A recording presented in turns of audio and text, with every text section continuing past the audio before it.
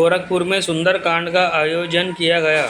श्री राम जानकी की पूजा अर्चना के बाद सुंदरकांड पाठ शुरू किया जाता है। जामवंत के बचन सुहाए, सुनी हनुमंत हृदय अति भाए। तब लगी मोहि परि केहू, तुम्हें भाए। सही दुख कंद मूल फल खाई।